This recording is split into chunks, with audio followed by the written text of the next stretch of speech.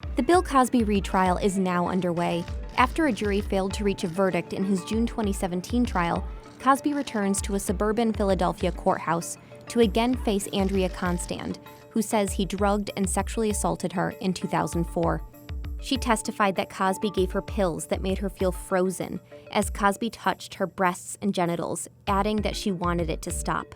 Cosby, now 80, faces 3 felony counts of aggravated indecent assault.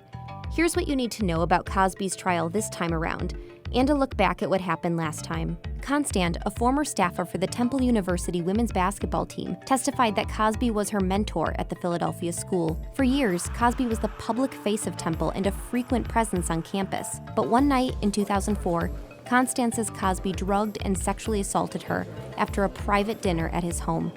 After the first trial resulted in a deadlocked jury, Montgomery County District Attorney Kevin Steele vowed to bring the case back to court. He's returning for this retrial.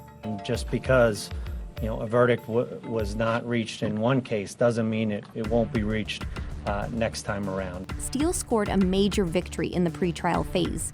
The prosecution will be allowed to call 5 additional accusers to testify. Steele was allowed only 1 additional accuser during the last trial. This will help the prosecution's strategy of establishing a pattern of predatory behavior. Cosby's defense team is full of new faces. It's headed by Thomas Mesereau, a famed Los Angeles attorney who won an acquittal on child molestation charges for Michael Jackson. The opposing attorneys are likely to battle over a damning deposition given by Cosby during Constand's civil suit. Most importantly, Cosby admitted to acquiring Quaaludes to give to women with whom he wanted to have sex. He did not deny giving Constand pills, but said they were the over-the-counter allergy remedy Benadryl, and described his sexual contact with her as consensual.